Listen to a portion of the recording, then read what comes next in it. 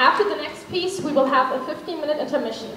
But before though, we'll listen to a story told by Donjeta about a good experience with a man.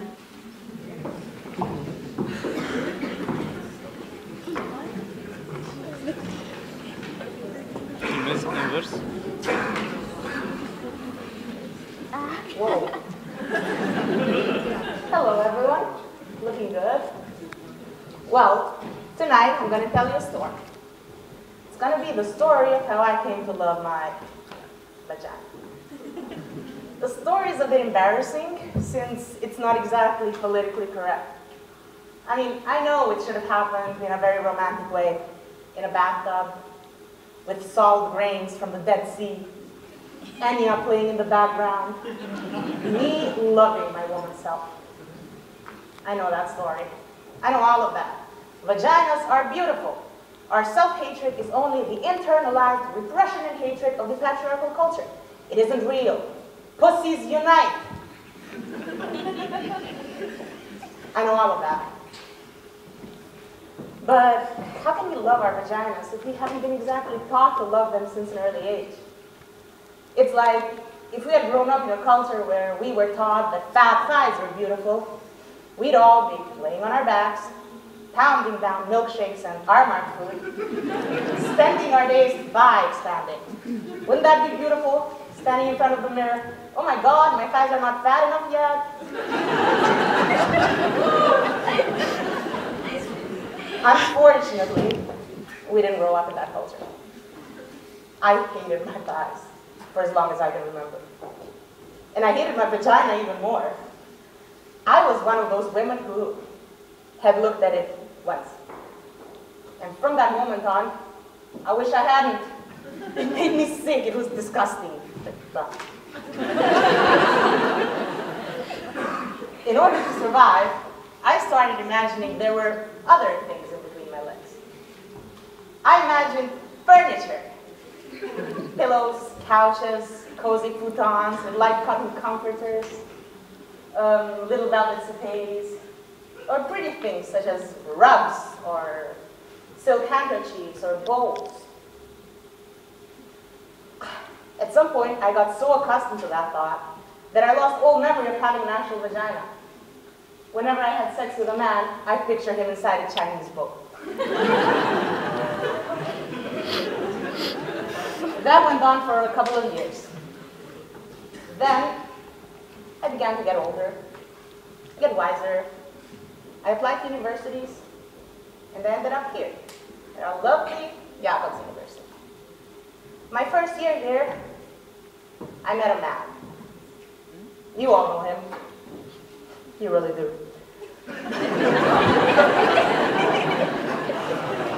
But for the sake of privacy, tonight I'm just going to call him Bob. Bob was the most ordinary man I had ever met. He was tall, thin, nondescript. He wore khaki clothes.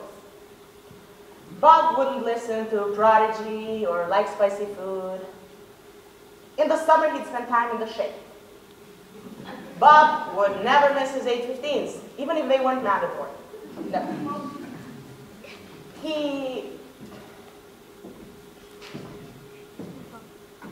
wasn't really charismatic or mysterious or mean or unavailable or aggressive or all that other crap we women like. You guys know what I'm talking about. He was pretty plain. He didn't even drive fast. I didn't particularly like Bob. I would have missed him altogether if he hadn't picked up a cash card I dropped in Ordinatol once. And as he handed me back my cash card, and his hand lightly touched mine, something happened. I went to bed with Bob. That evening, don't judge me. You all have done that too. But when I went to bed with him, that's where the miracle occurred. Turns out, ladies and gentlemen, that my Bob loved vaginas. He was a connoisseur. He loved the way they felt, the way they tasted, the way they smelled. Yes, smelled. But most importantly, he loved the way they looked. No matter what, Bob had to look at them. First time we had sex, he told me he had to see me.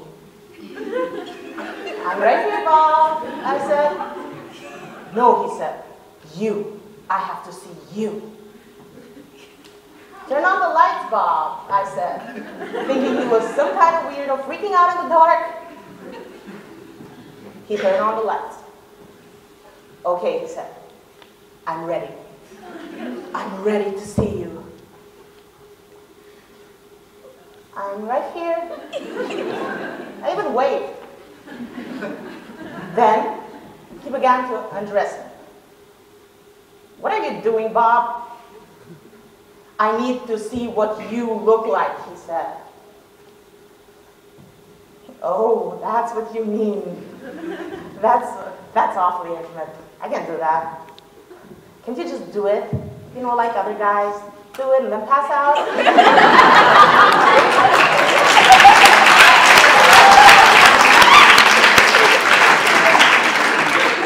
No, he said, I need to see what you look like. But you have seen a red leather couch before, haven't you, Bob? He wouldn't listen, and he wouldn't stop. At some point, I saw that if he didn't get to look at it, I wouldn't be getting laid. And I wanted to get laid. So I closed my eyes, held my breath, and spread my legs wide open. He looked and looked, as if he was seeing a cheesecake for the first time. He looked and looked. He gasped and moaned. He got all breathy and his face changed. He didn't look so ordinary anymore. He looked like a hungry beast.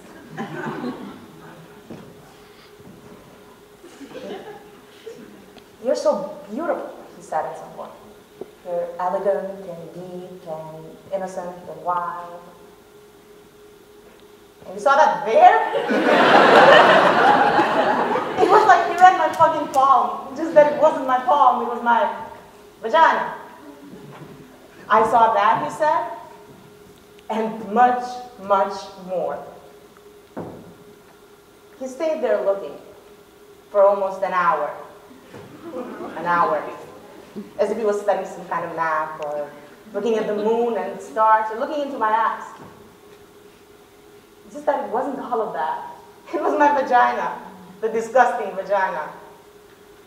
In the light, I'd watch him look at me. And he looked so genuinely excited, so peaceful and euphoric, that I began to feel, that I began to get turned on and wet myself. At some point that evening, I began to see me and my vagina the way Bob saw us. I began to feel beautiful and delicious, like a great painting or a waterfall, or that cheesecake I mentioned for that matter, I don't know. Bob didn't look afraid. He was certainly not afraid and not disgusted at all. He loved it down there, I could tell. And he was just looking and looking, and at some point he just got lost in there. He was lost. And I was there with him, and we were both lost in my vagina. Thank you.